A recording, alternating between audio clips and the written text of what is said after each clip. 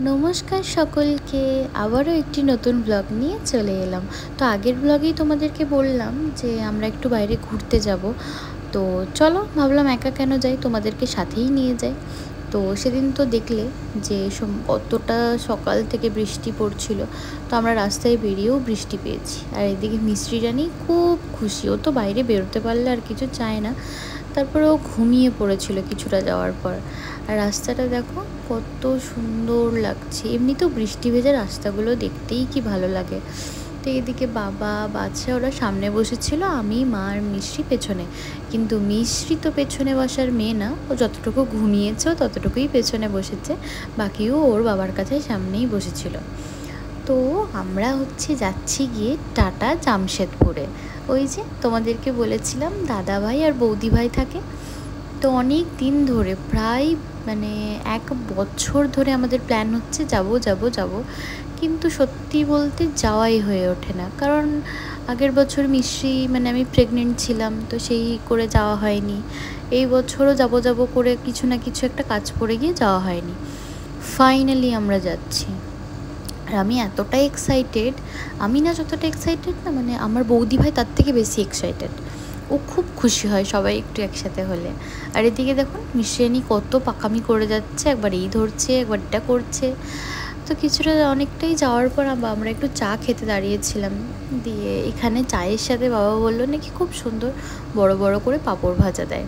তো আমি প্রথমে বিশ্বাস করছিলাম না, তারপরে পাঁপড়ের সাইজটা দেখে আমার বিশ্বাস হলো যে না, সত্যি কতটা বড় সেটা তোমরাই দেখো।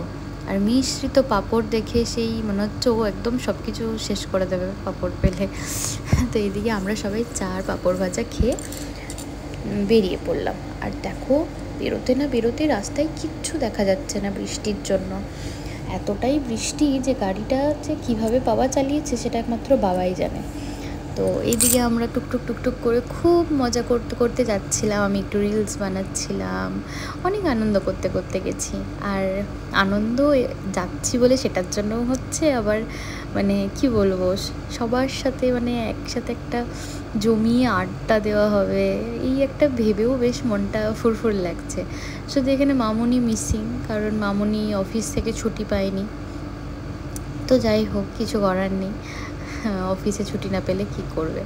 আর এই যে আমরা জামশেদপুর ঢোকার আগে সিনারিগুলো এত সুন্দর, নেচারকে দেখতে দেখতে যেতে যেতেই আমাদের কখন যে টাইমটা পেরিয়ে গেল বুঝতেই পারিনি। এই যে পাহাড়গুলো এত সুন্দর লাগছে, আর যেহেতু মেঘলা করেছিল তাই পাহাড়ের মাথায় মাথায় মেঘগুলো বেশ সুন্দর করে ভাসছিল। তো ওটা দেখবো না, কি বলবো, আর ভিডিও করেছি অনেক কষ্টে, কারণ মনে হচ্ছিল ওটার দিকে তাকিয়েই থাকি। দিয়ে যাই হোক, ওখান থেকে যেতে যেতে আমাদের একটা জায়গা নজরে পড়লো, যেখানে দেখলাম কিছু ওই হাড়গোড় টাইপের পড়ে আছে, বুঝতে পারলাম না কিসের, বাট ছেড়ে দিলাম, জাকারি করে লাভ নেই। এদিকে মিষ্টি ঘুম থেকে উঠে গেছে আর আমরাও পৌঁছে গেছি। এই যে দাদার ভাইয়ের ফ্ল্যাট। আর এখানে দেখো স্কাই আমাদেরকে দেখে কত খুশি হয়েছে, বাপরে বাপ।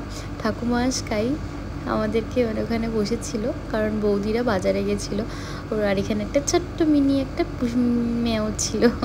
তো ওকে দেখে স্কাই প্রথমে চিল্লাচ্ছিল, আর এই যে বৌদি চলে এসছে ডিউটি থেকে। কতটা এক্সাইটেড ওর ফেসটা দেখলেই বুঝতে পারবে। দিয়ে আমরা একটু ফ্রেশ হয়ে চা খেয়ে আমি, বৌদি, সায়ন আর জেঠু মিলে বেরিয়ে পড়লাম, কারণ দাদাভাই ছিল বিসিফ ডিউটিতে। তো ওকেও নিয়ে আসবো। আর এই একটা মন্দিরে আমরা গেছিলাম, এটা খুব জাগ্রত মন্দির। চললাম দাদাভাইকে নিতে। দেখা হবে আবার নেক্সট